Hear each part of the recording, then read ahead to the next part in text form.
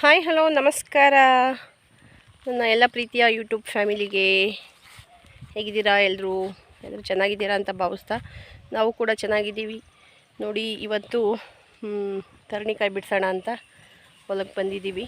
ಇಲ್ಲೇ ಮನೆ ಹಿಂದೆನೇ ಹೊಲ. ಸೊ ತರಣಿಕಾಯಿ ಕೆಲವರು ಅಳಸಂಡೆಕಾಯಿ ಅಂತಾರೆ, ಇನ್ನು ಕೆಲವು ಕಡೆ ತರಣಿಕಾಯಿ ಅಂತಾರೆ. ಸೊ ಅದನ್ನು ಬಿಡಿಸೋಣ ಅಂಥೇಳಿ ಇವತ್ತು ಹೊಲಕ್ಕೆ ಬಂದಿದ್ದೀವಿ. ಮುಂದೆ ಇದೆ, ತೋರಿಸ್ತೀನಿ.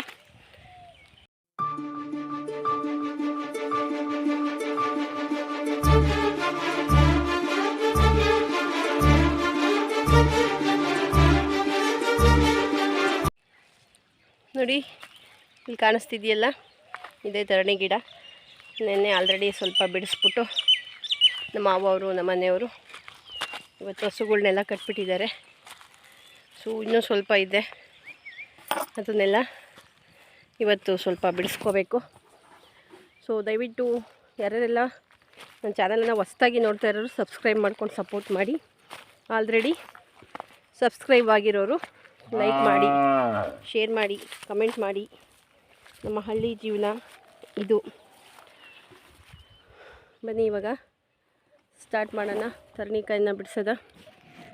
ಇವತ್ತಿನ ಒಂದು ಇದು ಲಾಗ್ ಅಂದ್ಕೊತೀರೋ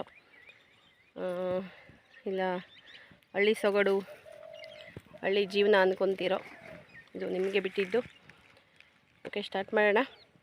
ದಯವಿಟ್ಟು ವಿಡಿಯೋನ ಸಬ್ಸ್ಕ್ರೈಬ್ ಮಾಡಿಕೊಂಡು ಸಪೋರ್ಟ್ ಮಾಡಿಕೊಂಡು ನೋಡಿ, ಲೈಕ್ ಮಾಡ್ಕೊಳ್ಳಿ. ಹಾಗೆ ವಿಡಿಯೋನ ಕಂಟಿನ್ಯೂ ಮಾಡಿ. ಬನ್ನಿ ತರಣಿಕಾಯಿ ಬಿಡಿಸೋಣ ಸ್ನೇಹಿತರೆ. ನೋಡಿ ಸ್ನೇಹಿತರೆ, ನಿಮಗೆ ಕಾಣಿಸ್ತಿರ್ಬೋದು, ಇವನ್ನ ತರಣಿಕಾಯಿ ಅಂತ ನಾವು ಕರಿತೀವಿ. ಕೆಲವು ಕಡೆ ಅಳಸಂಡೆಕಾಯಿ ಅಂತಾರೆ. ಈಗ ಹಸೆಕಾಳು ಸೀಸನ್ ಅಲ್ವಾ, ಅಳಸಂಡೆಕಾಯಿ ತರಣಿಕಾಯಿ ಅಂತ ಎಲ್ಲ ಕರೀತಾರೆ.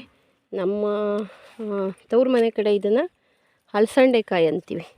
ಇಲ್ಲಿ ನಮ್ಮ ಯಜಮಾನ್ರ ಊರಲ್ಲಿ ಇವನ್ನ ತರಣಿಕಾಯಿ ಅಂತ ಕರಿತೀವಿ. ಇವಾಗ ಎಲ್ಲೆಲ್ಲೂ ಹೆಸರು ಗಿಡ, ತರಣಿ ಗಿಡ ಅಲ್ವಾ.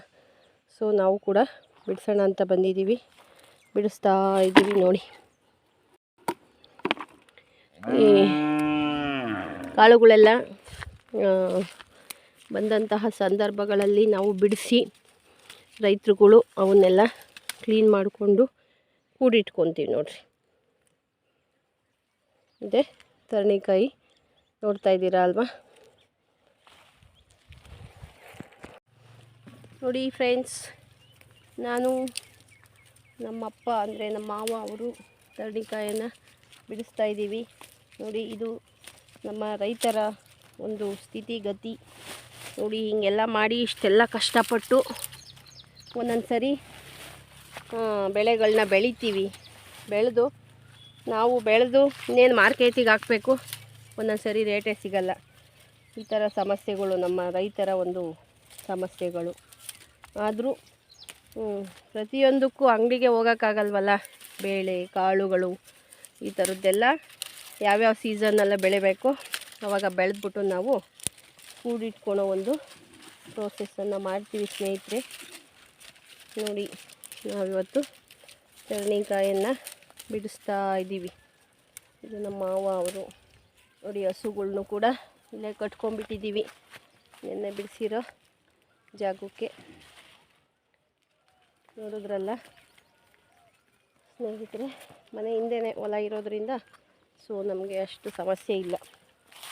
ಅಡುಗೆ ಆಮೇಲೆ ಮಾಡ್ಕೊಬೋದು ಅಂತ ಮಗುನ ಶಾಲೆಗೆ ಕಳಿಸ್ಬಿಟ್ಟು ಈಗ ತರಣಿಕಾಯಿ ಬಿಡಿಸೋ ಪ್ರೋಸೆಸ್ಸನ್ನು ಮಾಡ್ತಾಯಿದ್ದೀವಿ.